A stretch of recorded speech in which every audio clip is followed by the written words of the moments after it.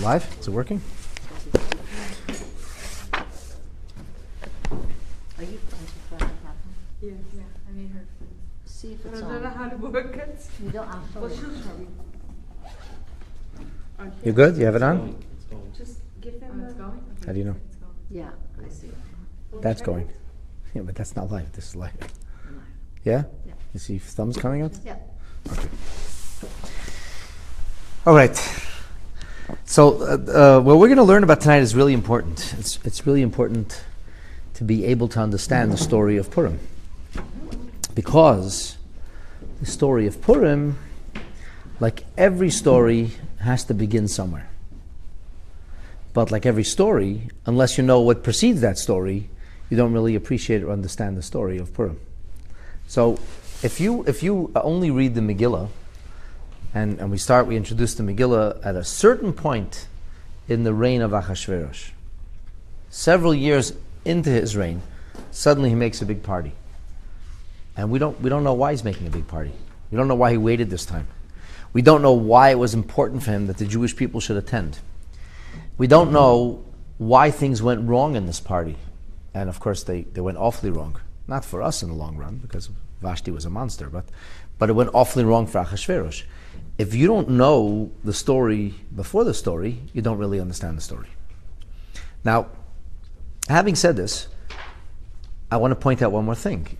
You probably have heard people say that Achashverosh miscalculated. Or maybe you heard people say Belshazzar miscalculated with regard to the 70 years of exile. And you wonder to yourself, how could that be miscalculated? Whenever the Beis Hamikdash was destroyed, 70 years later. Either the Jewish people did return to Eretz Yisrael, or they didn't return to Eretz Yisrael. And in fact, they returned very slowly. And it was a staged return. So how does that work? How could Jewish people have returned almost 15 years before the story of Purim? Or 13 years before, and then 2 years later return again? The Beis Hamikdash starts being built, it stops being built. Like how does that work with the prophecy? How does that fit into the 70 years? These are all valid questions, they're good questions. And you're going to find out the answers tonight.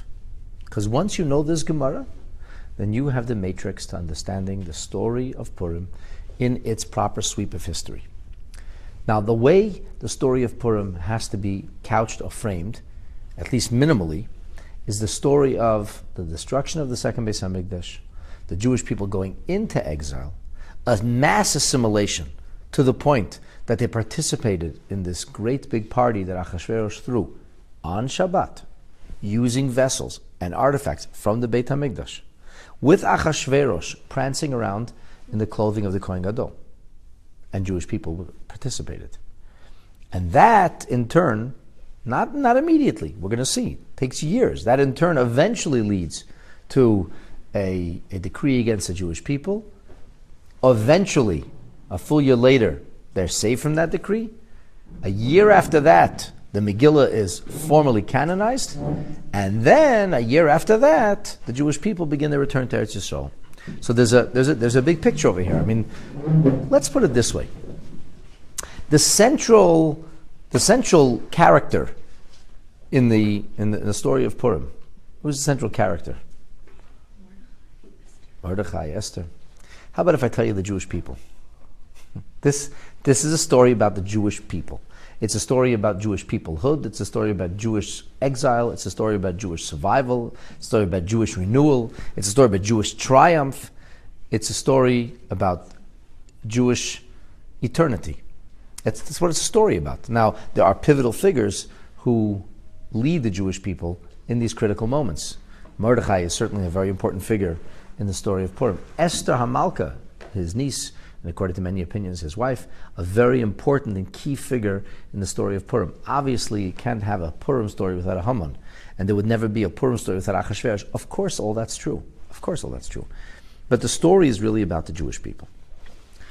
So, in order to understand how the Jewish people end up in Persia, or why they are spread across 127 provinces, which is the entirety of what we're going to call the Western world at the time, how all this unfolds and how one thing follows the next, needs to be properly understood, and the only way to understand it is to study this Gemara in Masechet Megillah. If you do not study this Gemara, anybody who doesn't know this Gemara cannot understand the story of Purim properly. Now, the Gemara Megillah interprets all different parts of the Megillah, and you may miss a nuance here or there if you didn't learn the Gemara. But if you don't learn this Gemara, you don't understand the setting. You don't get the historical setting. So let me refresh your memory from last week. Last week we talked about this epic miscalculation, and that was conducted by a man whose name was Belshazzar. Who is Belshazzar? Why is he important? Besides that he is the father of Vashti. So let me recap briefly, and then we'll move forward into Achashverosh, or as he's known in Western parlance, Xerxes. The Jewish people had a great king whose name is Yeshayahu. He is the last really great king of Yehuda. Yeshayahu is a person during whose tenure the Beis HaMikdash still functions fully, which means that the Ark is in the Holy of Holies. The Kohen Gadol actually enters the Holy of Holies in the fullest sense. Everything is happening fully, and Yeshayahu realizes he's a very righteous king. He's done very many wonderful things, but he knows that in the end, the Jewish people are not going to remain loyal to Hashem, and their days are numbered.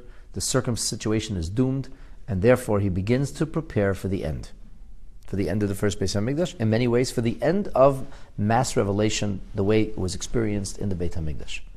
It's not going to be the same in the second Beis HaMikdash. The second Beis HaMikdash is only a Beis HaMikdash in name. It is a functional Beis HaMikdash. It's a Beis HaMikdash in which we're able to perform the mitzvot, which are very important. But it's not a Beis HaMikdash where we felt the presence of God. We weren't swept off our feet like the prophets. That was only in the first Beis HaMikdash. And all of the fasts that we have, they commemorate the destruction of the first Beis HaMikdash.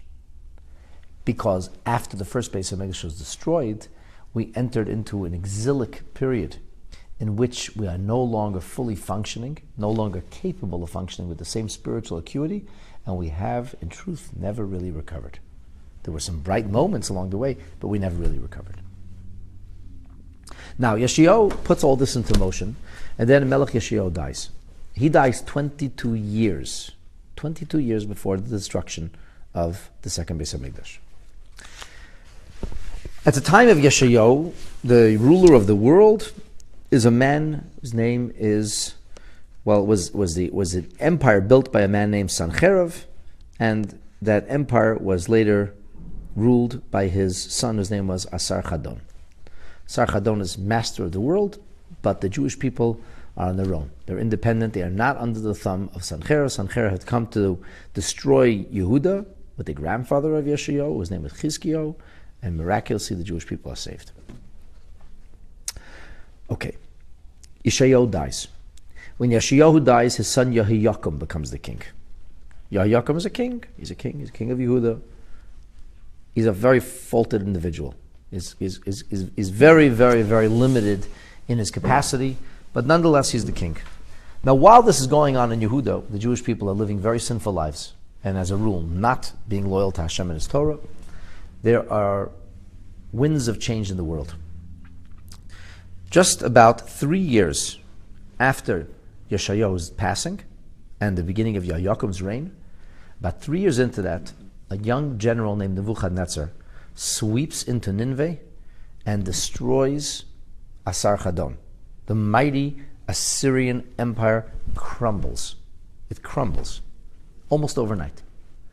And this Nebuchadnezzar is an extraordinary, powerful person. He takes control of the entire Sancherib empire. The Assyrian empire is now known as the Babylonian empire. Now, Sancherib, who controls the whole world, does not control Yehuda. Right? Sancherib marched on Yehuda. He was dispersed. Hashem miraculously saved Yehuda. He saved Yerushalayim. And ultimately, Sancherib's children killed him because of that. So Asarchadon doesn't control Yehuda. When Nebuchadnezzar captures the Assyrian empire, it does not include the southern part of Israel. The northern part of Israel has been sacked and destroyed.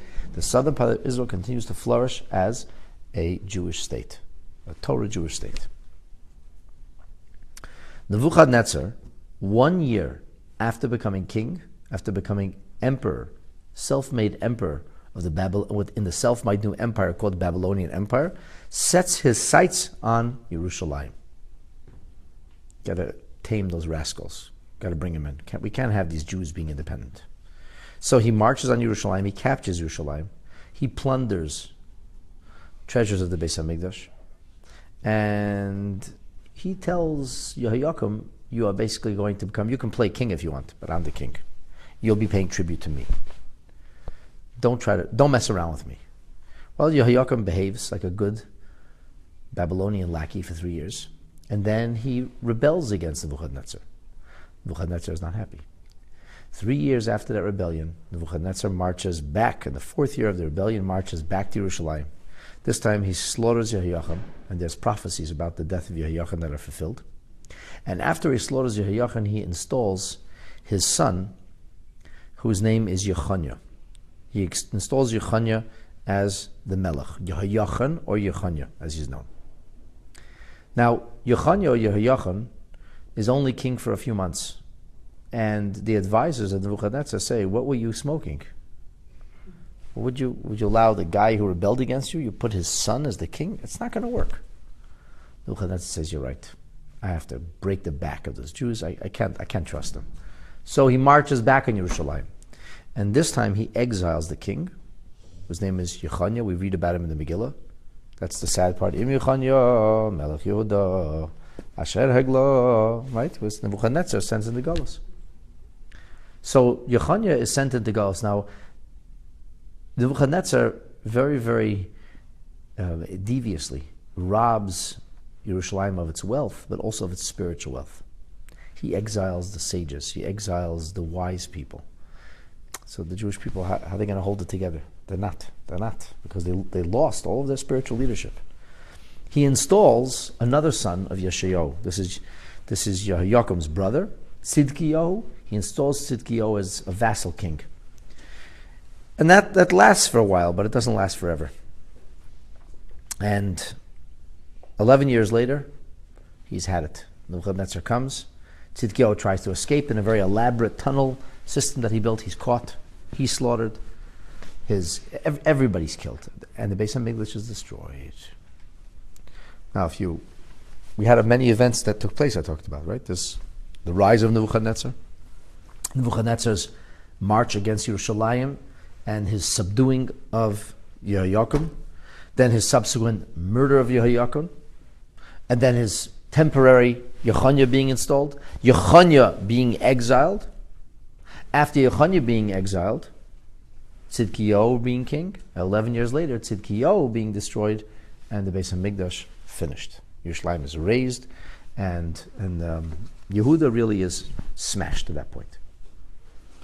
You got that timeline? This is a very important timeline to understand, because we said that the emperors who replaced Nebuchadnezzar were very crafty, and they were not entirely oblivious to the Jewish prophets. They were very nervous about the Jewish prophets, and they thought the Jewish prophecies, that was their big challenge. If they could get past the Jewish prophecies, everything would work out okay. If they could dominate and subdue the Jewish people, they would dominate and subdue everybody. If they could not, it would prove to be their undoing.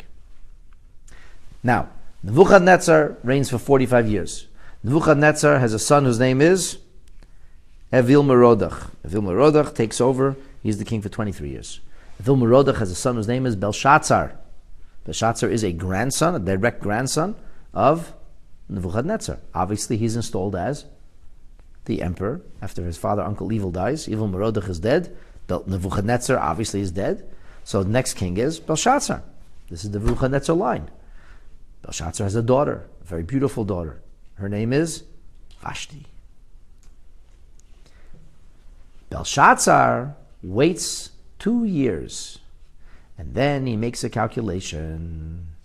His calculation is, it said, 70 years, the Babylonian Empire is finished. 70 years. Makes the calculation, 70 years has passed, and I'm sitting on my throne. And the Babylonian Empire is alive and well. In that case, the prophecies will not be fulfilled. We will not be punished for destroying the Beis Hamikdash. We will live forever, and Israel is dead. And so, now he has the gall, the chutzpah, the insolence, and even the courage to unwrap those treasures, which Nebuchadnezzar himself was terrified to touch. even though he destroyed the Beis HaMikdash. And he wears the Kohen Gadol's clothes, and he makes a big ball. This ball celebrates the end of the Jews, the end of Israel. The Jews will never return. Babylon lives forever. Well, for at least another few hours. That night, there's a vision. And Hashem informed Belshazzar and his people through the writing on the wall, you're finished. They are finished. Because they made that party, Hashem causes the victory of two kings. We have a Darius, Daryavish, Hamodi, Darius the Mede, who comes with his friend Cyrus or Koresh the Persian, Koresh HaParsi, and they vanquish the Babylonian Empire. Belshazzar is killed that night. Vashti survives. Vashti is taken as a prisoner. Members of the family are taken as prisoners. And this is the rise, this is the end of the Babylonian Empire. And this is the rise of the Persian Empire. But the Persian Empire is not really so Persian. Because in the beginning, remember, the victor is a man whose name is Darius. And there is a Persian Darius, that's the son of Esther and Achashverosh, but he's not around yet. The first Darius is a Mede. It's Persia and Media. So first it was the Persia/Media kind of empire. And that lasts for only 4 years, four plus years. And when Darius dies, so then Cyrus takes over. Daryavish Hamodi, the Media, Darius the Mede, he dies. He doesn't reign very long. And then immediately Cyrus, his friend, the partner in arms from Persia, takes over the empire. And he only lives for a couple of years. And when he dies, the son of the royal the man who took care of the royal stables, manages to push his way to the top. His name is Achashverosh. Achashverosh, to solidify his position, marries Vashti, the great-granddaughter of Nebuchadnezzar, the daughter of Belshazzar. You got the picture? So, this whole calculation we learned about last week. Now, Achashverosh is nobody's fool. Achashverosh says like this. I don't want to play games, he says. I got to be careful here now. When my father-in-law, Belshazzar, who he never knew, my father-in-law used these vessels, when he wore the clothing of the Kohen Gadol, it did not go well for him. He says, well, I better make the right cheshbon. I better make the right calculation. So we are on Daf Yud Aleph Amud Beis, page 11, Masechet Megillah, page 11 of the large folio Gemara pages, side 2. And after this preface, which is a little bit of a redundancy from last week, but I apologize, I didn't think we'd be able to understand it without hearing all that. After you got this whole picture of Belshazzar's mistake, we're now going to move into Nebuchadnezzar's mistake.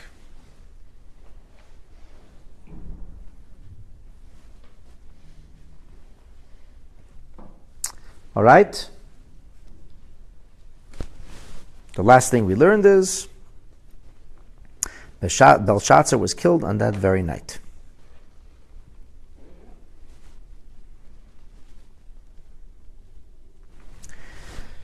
Near the bottom of the page, near the very bottom, it says, V'chsiv bei balele kotel Belshazzar, that very night Belshazzar was killed, Belshazzar was finished off, and then it says afterwards, the Daryavish Mado'a, which is Aramaic for Darius the Mede, Kibul Malchusa, he took the reins, he became ruler for Shtin for 2 years, and after Shnin Shitin for 2 years, or 2.5 years, V'tartin Amar Iyu. Oh, so now we're at the bottom. Okay. Daryavish was at the time Shitin V'tartin 62, and we talked about this. Last week we finished off by talking about why his age is mentioned. Got it.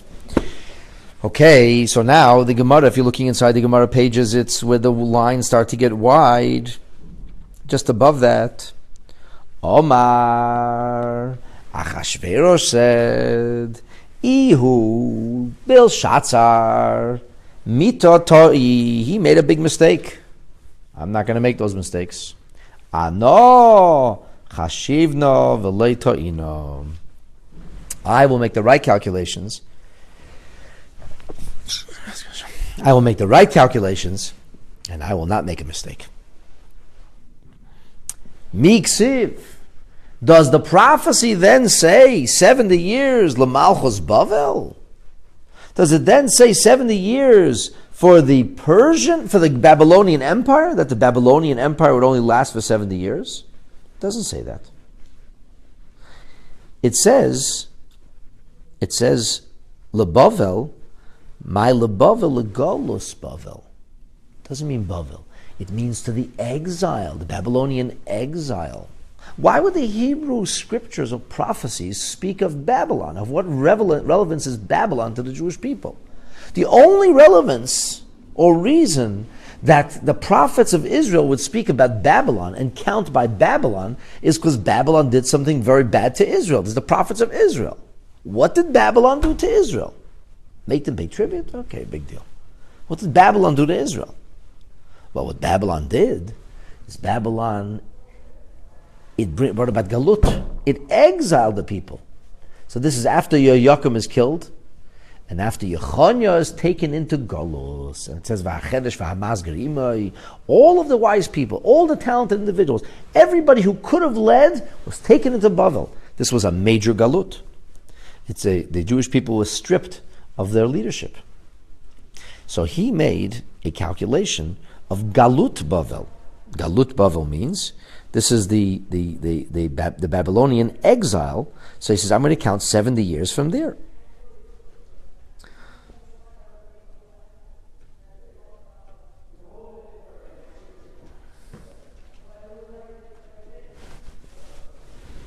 So the Gemara says,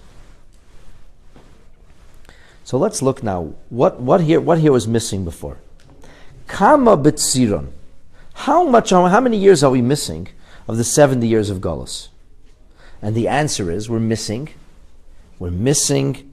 Tamni. We're missing 8. How are we missing 8 years? Because remember, Nebuchadnezzar initially has Yehoiakim become a vassal state. Yehoiakim is paying tribute. Yehoiakim pays tribute for 3 years. Then Yehoiakim rebels for 3 years. In the 4th year, which is 7 years into this, Yehoiakim is killed, and Yechanya or Yehoiachin is appointed as king. And then that doesn't work. Everybody says you're crazy. You're never going to succeed putting in Yehoiachin, the son of Yehoiakim. You better go get rid of him. So in the 8th year, which is 8 years after the initial conquest of Yerushalayim, 8 years later, he comes and he exiles all of the wise people, all of the leadership, all those who were capable of in some way holding the fort down. So therefore, Achashverosh now makes the calculation. That's Golus Bavel.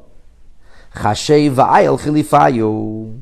So Achashverosh starts now to think, where do I have to fill in these extra 8 years? What's the extra 8 years? The mistake of Belshazzar. Belshazzar ruled for 2 years, and then he said, 2 years, 70 years of the Babylonian Empire. That's exactly 70 years after my Zaidi, after my grandfather, conquered the son of Sancherib. So he says 1 year of Belshazzar, which is the 3rd year of Belshazzar's rule. That's year number 1. Then there is another Chomesh, v'Chomesh, the Daryavesh v'Kodesh. Then there is the 5 years of Darius, the Mede, and Cyrus, the Persian. V'Tarte Didei. And then 2 years of Achashverosh's reign. You get the calculation?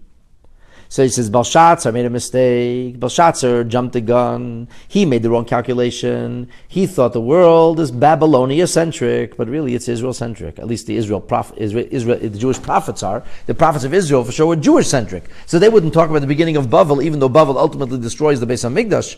They would talk about when the exile took place. So when did the exile take place? The exile took place 8 years after Nebuchadnezzar originally marches, or if you want 7 years after Nebuchadnezzar captured, but 8 years after he became king, because he was king for a year, then he marched on Jerusalem. So king for a year, marching on Jerusalem, 7 years later, the great exile, because he comes after the first year, Right? Belshazzar was making the calculation from the beginning of the Babylonian exile. Of Babylonia, the Babylonian Empire. Babylonian Empire is a year old before Nebuchadnezzar marches on Jerusalem.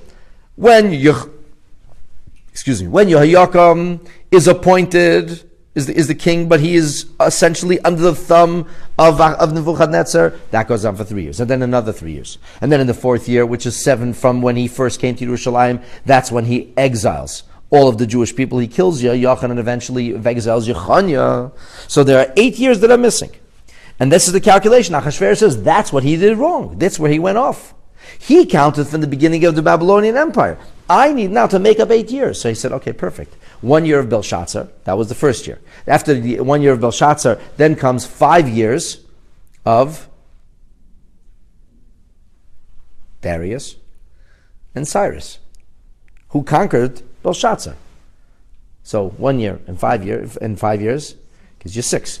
Now I have 6, he says. Achashverosh ascends the throne. He marries Vashti. He is a ruler for 2 years. We have a sum total now of 8 years when Belshazzar made his original mistaken calculation. And so he makes his calculation. He puts his finger up in the air and he wins of redemption. Jewish people building the Beis HaMikdash, nothing doing. Nothing doing. In fact, Darius, or Cyrus actually, had given the Jewish people permission. And 40,000 people went with Nehemiah. They were starting to rebuild, and then they killed it. It was killed. The project was killed. So there were Jewish people living back in Israel, but the Beis HaMikdash's building wasn't happening anymore. Nobody was talking about going back to Israel. Everybody had given up on the Israeli settlement. A tiny group of Jews living in Israel, but that was just, was not in any formal way a reconstitution of the glorious Israelite empire. So he says, so 8 years have passed. Now is 70 years since the exile, and there is no change. Now I can celebrate. Now I know I'm safe. Now I know the prophecies are coming true. So when this happened, Kivan the Chazud the Malo Shivin, he saw 7 years had gone by from after Belshazzar's death. The Jewish people had not been redeemed. Omar Hashta, he said, now Vaday Sulay Mifriki. And that's it, he said. And then it's finished. Now they're not being redeemed anymore. If they're not being redeemed, Apek Mani de Be Mikdash. He took out the vessels of the Beis HaMikdash, Vishtamishbu, and he used them. Do you think Achashverosh got away with this? No. Why? What happened? The Gemara says when you use the vessels of the Beis HaMikdash, there are fatal consequences. When Belshazzar used the vessels of the Beis HaMikdash, what happened? Belshazzar was killed. His family was killed. He was killed. When Achashverosh used those vessels 8 years later or 7 years later, who was killed? Vashti. Ba Satan, the Satan came, a satanic force meaning an obstruction. That's an obstruction that stops normalcy from unfolding. The Rikid Beneim, and the Mefarshim talk about the dance over here because in his drunken stupor, Achashverosh insisted that Vashti, the beautiful queen, should come wearing nothing but her jewelry and do a belly dance for everybody. And she said, are you absolutely out of your mind? Listen to my drunk husband. I don't care if he's the king. He's king because I'm the queen. She said, I'm not doing that. And he went crazy. V'haragas Vashti, and he killed his wife. And the next morning he said, what did I just do? What kind of a lunatic am I? He wasn't happy about this. He wasn't proud of what he did. And this came as a punishment because of his use of the Kalim of the Beis HaMikdash. Okay, so at this point, I have to introduce you to a major overhaul of the story by Ramban. So Ramban asks 3 major questions here. Question number 1, he said, if Achashverosh saw that Belshazzar made a calculation and he was wrong, and as a result of his not doing the right thing, he was killed, how could he be so certain he made the right calculation? Like, why was he so sure he was going to get away with this? And interestingly, he made the wrong calculation. Why wouldn't he be afraid? You saw what happened. You saw Belshazzar killed. And now you're going to make your own calculation. You're going to come to your own conclusions that God's not redeeming the Jewish people. That's what your father-in-law said. It didn't go well for him. How did Achashverosh have the chutzpah to do that? Question number 1. Question number 2, Ramban asks, he says, How could Achashverosh say that the Jewish people were not redeemed? But they were redeemed. In the days of Cyrus, which came before him, 40,000 Jews left the Persian Empire and moved back to Israel. And they started rebuilding the Beis HaMikdash. And the truth is that there was no major movement into Israel afterwards. That was the major movement. There was no massive movement. It was small trickling afterwards. People slowly but surely made their way back to Israel. So what does that mean? I mean, the prophecy already came true. He's saying the prophecy won't come true. You saw it happen. You saw the Jewish people come back to Israel. So how could you say it's not going to happen?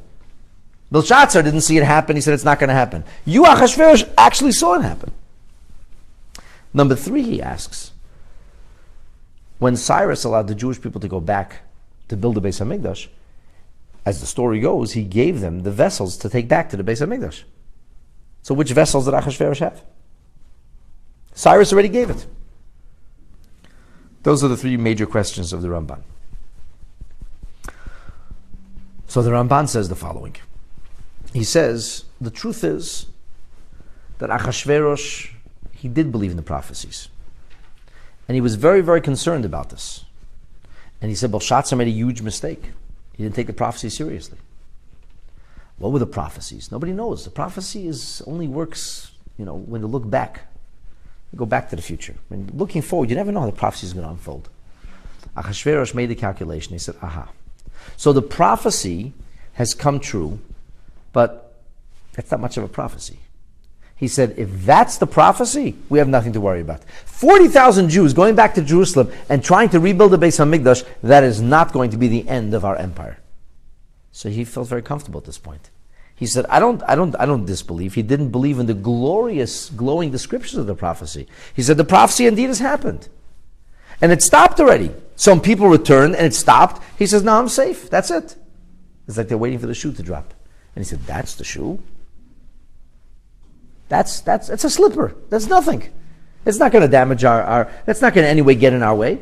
That's not a big deal. Now, having said this, so that's why he wasn't so concerned, because he said he came to the conclusion the prophecy had already been fulfilled. That's very different from Belshazzar's approach. Belshazzar said the prophecy won't happen. Achashverosh has the comfort of saying the prophecies happened, and we're still around. As to the vessels that were sent, so the Sfas Emes says a gewaldige thing. Before we'll get to the Sfas Emes in a minute. The Ramban says like this. The vessels, the Beis HaMikdash was plundered not once, but twice. The first time it was plundered was when Yechonyah went into Galus. When Yocham was killed, and a short while later, he came back for Yechonyah. Yechonyah was brought into Galus. He plundered Yerushalayim in the Beis HaMikdash. So he didn't physically destroy the structure, but he stripped it of its wealth. And then, 11 years later, he returned to destroy the Beis HaMikdash. So, if you do the math, the time of just before Achashverosh is exactly 70 years from when those first vessels were plundered. Those vessels were in Galus for how long? 70 years. Those vessels were sent back to Jerusalem. But Cyrus did not send the rest of the vessels back.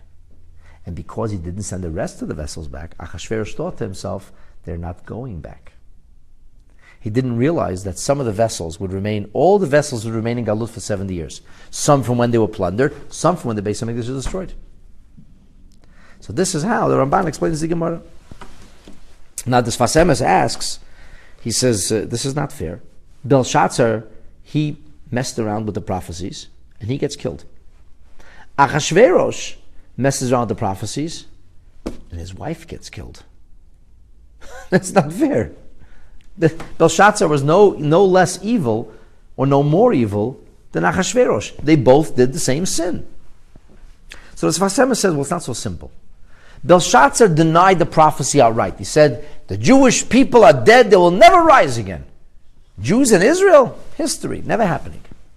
Achashverosh didn't say it's never happening. He said, yes, Jews will go back to Israel. It'll be their homeland. I recognize that. I recognize Jews belong in Israel. But, he said, a great glorious empire is not going to rise again. It's not going to be he believed in a small return. He believed in something minor happening. As such, Achashverosh is actually not so evil, because he does kind of believe in the prophecy. He just doesn't believe in the prophecy fully, whereas Belshazzar doesn't believe in the prophecy at all. So Belshazzar is harmed directly, whereas Achashverosh ends up harming Vashti. And the Ben Yehoyada says a gewaldige thing. He says the truth is that Achashverosh was merely following in the footsteps of Belshazzar. Who is the real culprit? Who really got this going? Belshazzar got it going. Belshazzar was the one who had the guts to violate all the things that came from Hashem. He was the one who had the courage and the gumption to go up against the Jewish people. Achashverosh merely followed in his footsteps. And so, Belshazzar, he's the one who, like it says about Amalek, jumped into the boiling hot bath. He unleashed this to begin with. He got the full punishment. Belshazzar was killed. And he says, the Ben Yehoyada says, poetic justice was that since Achashverosh was following, and it was a compounded sin, it was following the footsteps of Belshazzar, so Vashti gets killed. Who's Vashti? The daughter of Belshazzar. So Achashverosh loses his wife, and Belshazzar's daughter is killed on the same time. And in this way, it's a continuation, it's a continuum of the sin of Belshazzar. Anyway, that is the story as we have it with regard to Achashverosh's miscalculation. So the Gemara, I already told you why he miscalculated, by the way, but the Gemara, we didn't learn that in the Gemara yet. The Gemara says, 1 second, he made a very good calculation. Where was his mistake? He made a good calculation. He was right. He counted 70 years from the exile. This is not about Babylon. This is not about Nebuchadnezzar. It's about the exile from Jerusalem. He counted right. 8 years after Nebuchadnezzar rose to power, 8 years later, the Beis HaMikdash was plundered. The Jewish people were sent into Galut. He made a good calculation.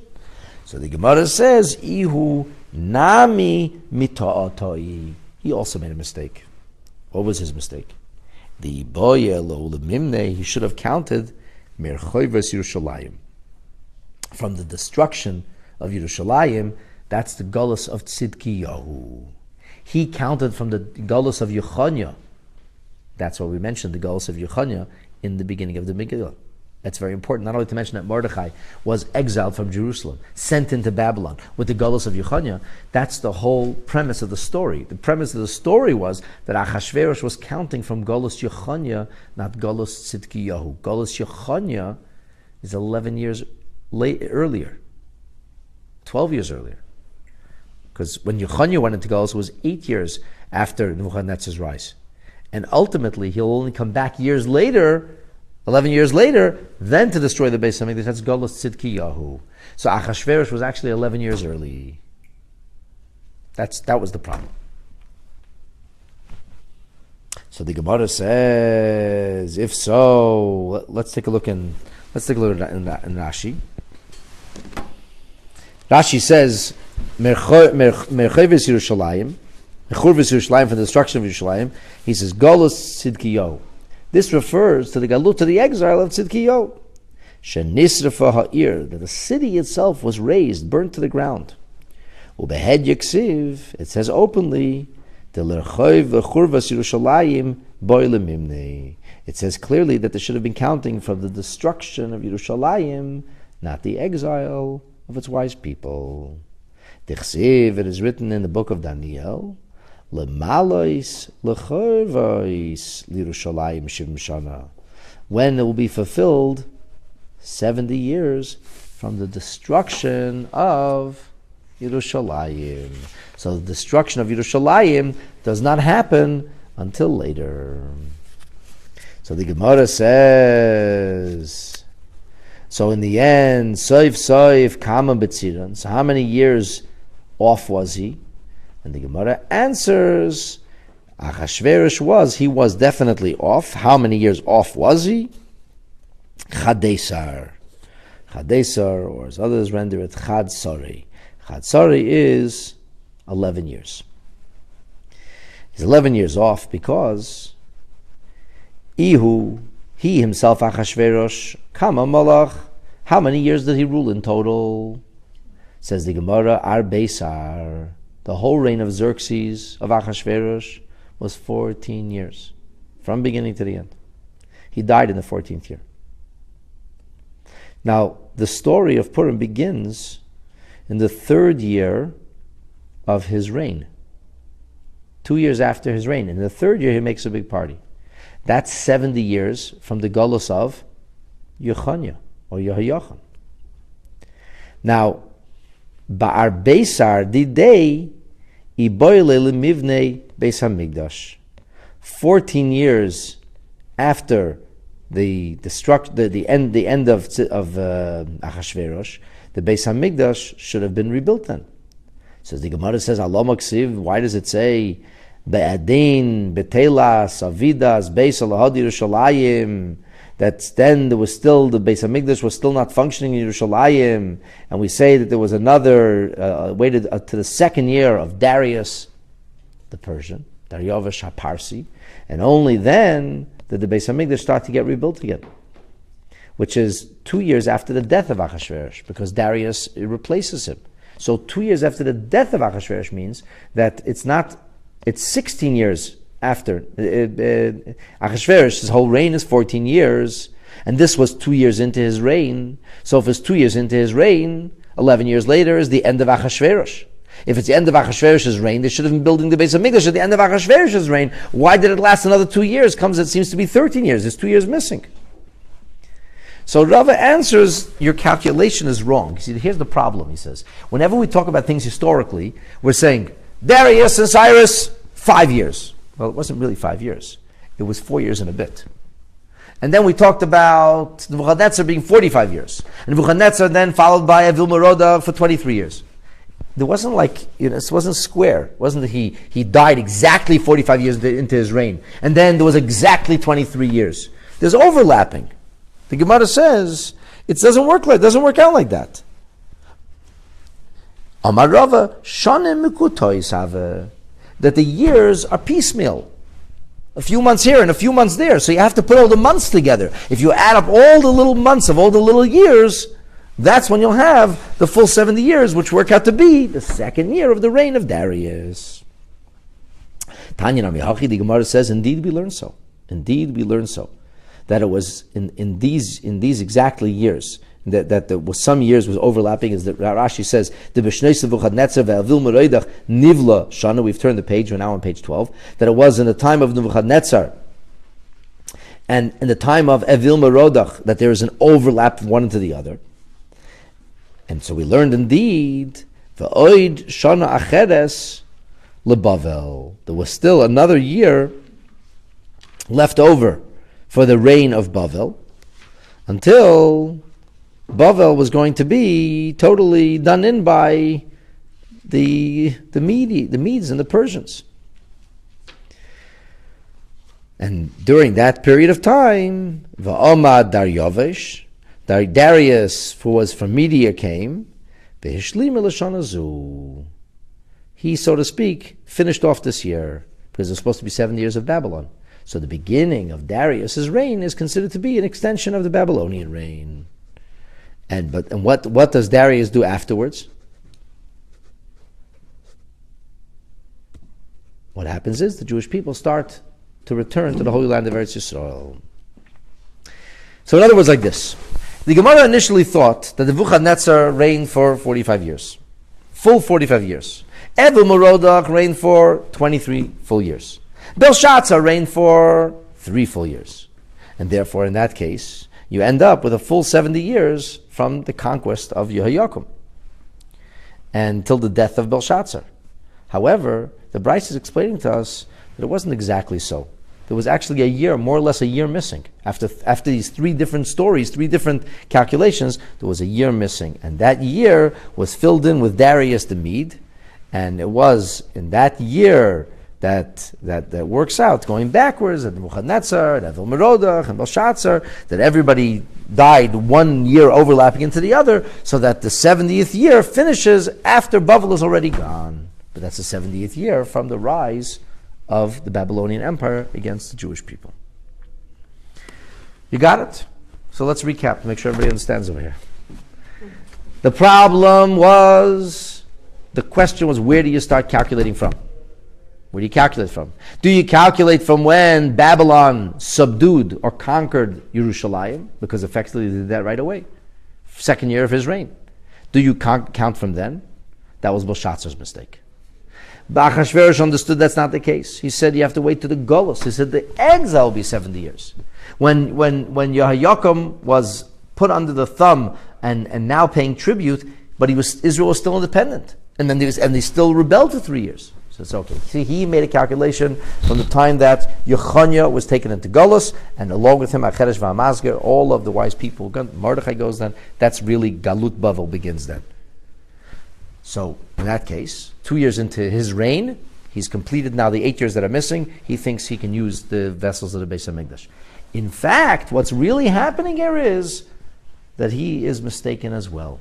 Why? Because he should have calculated from the destruction of the Beis HaMikdash, which is another 11 years later.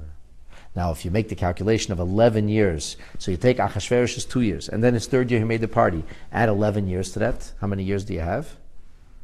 14. 14 is the end of Achashverosh. But Achashverosh was using up other people's years. It wasn't, so really until the 70 years were completed, it was already in the second year of Darius, his son's reign. And Darius of Persia, Darius Parsi, he is the one who permits the rebuilding of the Beis HaMikdash, and at that point, the prophecy is fulfilled in its entirety. So interestingly, the story of Purim happens. A year later, the Megillah is written, and Purim is celebrated, and the next year, they're already celebrating the Beis HaMikdash. So the story of Purim was the end of Galut, it was the last year of Galut. 2 years before the Beis HaMikdash is being rebuilt. The story of Purim happens. L'shana Acheres Kovim, the next year it's established. Esther puts tremendous pressure on Mordechai. Mordechai gets the sign that this is the right thing to do, writes that the Megillah, sends it out. The next year Purim is a huge celebration. And by the time the next Purim, the second Purim comes around already, the Jewish people are already back in Yerushalayim. And Mordechai himself is traveling back and forth because he's still involved in Persian affairs, but eventually he moves to Israel entirely.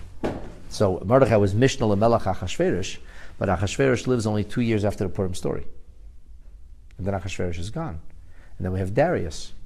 Now, interestingly, according to most opinions, and we'll talk about this much later on, Darius he rules as a boy. He's a boy king. He's just a bar mitzvah boy. Not even 10 years old. Whose son is Darius? Esther. So basically, there was a Jewish king. But he didn't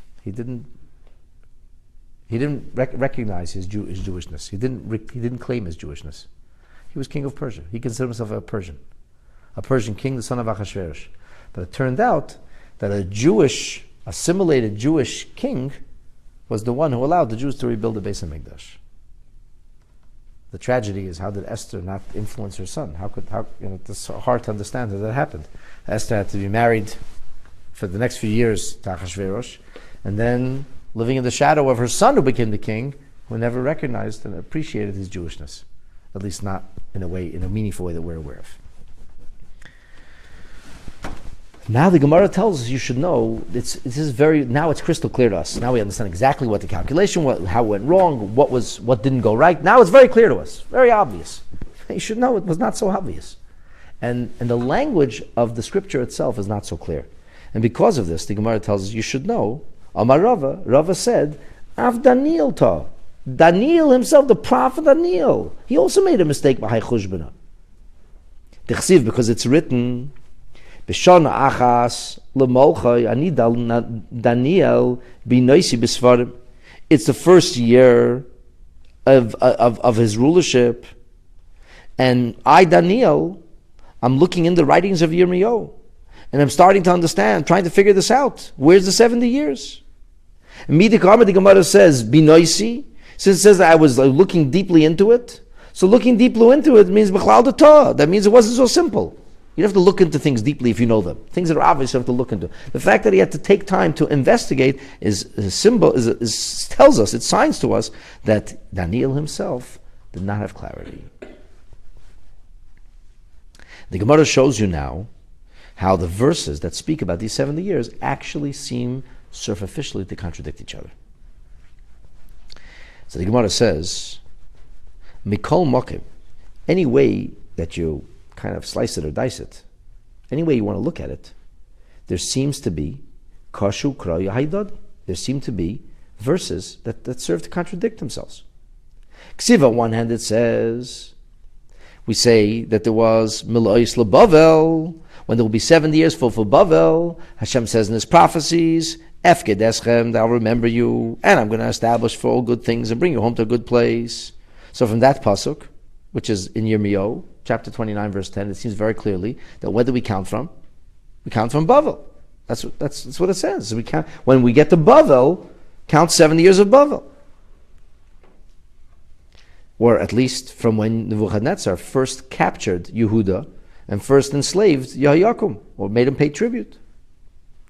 And Ksiv, it says in the book of Daniel, that I will sat and looked into the Sfarim, and I looked at the word of Hashem to Yirmiyahu, and I had to fill the 70 years, L'charves Yerushalayim, for the destruction of Yerushalayim, it's going to be Shivim Shana.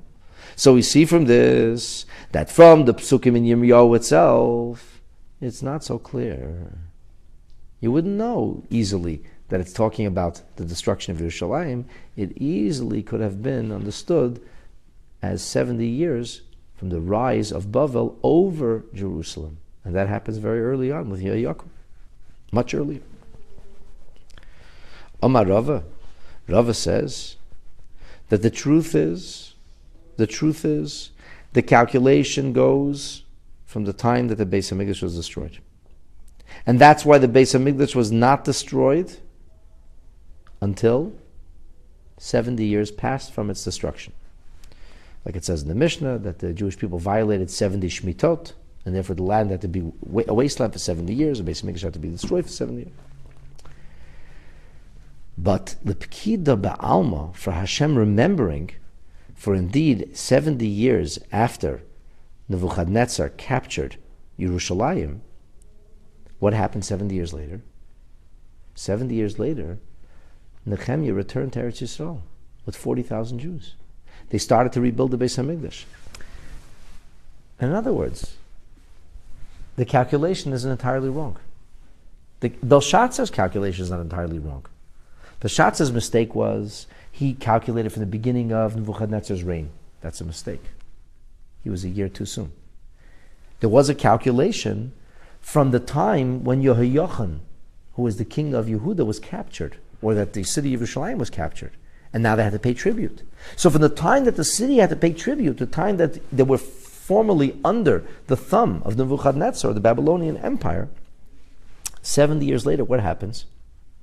70 years later, Koresh, who was the king who killed Belshazzar, who captures the Babylonian Empire and turns it into the empire of Persia and Media, he allows the Jewish people to go back to Eretz Yisrael, and they start to lay the foundation for the rebuilding of the new Beis HaMikdash.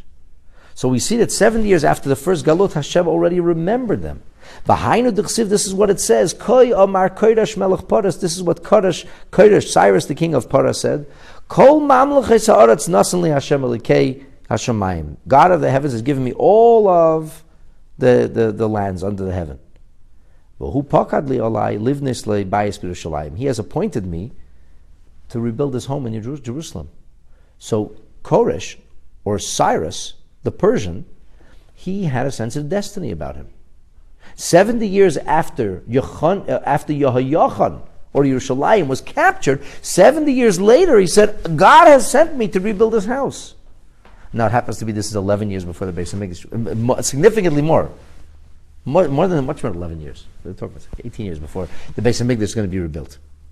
The Beis HaMikdash is not going to be rebuilt for until the time of Darius, the second year reign of Darius II. But the point is, Hashem did remember them from the beginning of that second Golus. And the Gemara does indeed bring a teaching with regard to this fellow named Koresh. Darash of Nachman Bar Chista, Maidech Siv, what is the meaning? Koyomar Hashem leMeshichai leKoresh. God said to his Mashiach, to Koresh, Asher Hechzakti biyaminoi, he was grasped or held fast with his right hand. So Rav Nachman says, "V'chi Koresh Mashiachu." What? Koresh is not Jewish, a Persian. He's the Mashiach. God says there's anointed one because Koresh allowed the Jewish people to go back and rebuild the Beis Hamikdash. And anyway, he was never anointed with any kind of oil. No prophet ever appointed him would give him any position within the rubric of Jewish leadership. So the Gemara says, no, okay, this is how you have to read it. God said to Mashiach ben David. And there are many stories over the ages of messages being conveyed to Mashiach. So God, so to speak, communicates with Mashiach. And he says, Koibel ani lecha. I'm complaining to you. I'm using this opportunity to kvetch. What am I kvetching about? Al Kurdish. I'm registering a complaint against Koresh. Shani amarti hu yivnez beisi. I said he should build my home. V'yikabetz sorry, golu yoisai, and that he should bring my exiles in. But who amar? He didn't say. He wasn't prepared to get his hands dirty. He said, Mi bechem mikol amei v'yal. Who was interested in going? I won't stand in your way. So Koresh actually fails. Because Koresh is supposed to get involved personally. Instead of Koresh getting involved personally, he passes the buck and he says, I won't get in your way. The Jewish people can do this. So Hashem is not happy with Koresh. So what has the Gemara done for us? The Gemara now has shown us that the various calculations being made were not entirely flawed. They were flawed to come to conclusions. The conclusion that you could not use the vessels of the Beis Hamikdash, or the conclusion that the Jewish people are dead, vanquished, and finished, that was a big mistake. That's not correct. But the idea that 70 years could be counted from various junctures in time actually is correct. And not only could it be counted from various junctures, things happened.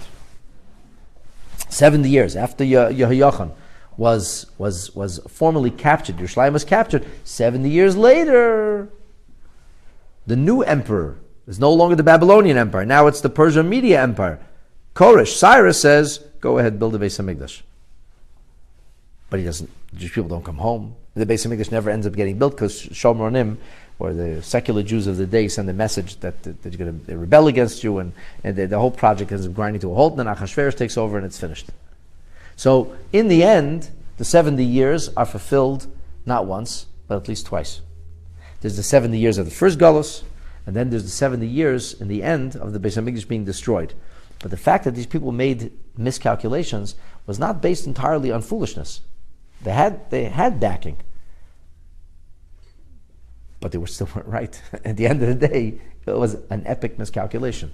At the end of the day, everything Hashem promised will be, and Hashem promised that 70 years later the Beis Hamikdash would be rebuilt. 70 years later, 70 years after the destruction of the Beis Hamikdash was in fact rebuilt. And that's the subtext of the Megillah. So the Megillah is a story about the Jewish people, and it's like a story about Achashverosh, but Achashverosh's destiny is somehow intertwined with the Jewish people, just like Belshazzar's destiny was intertwined with the Jewish people.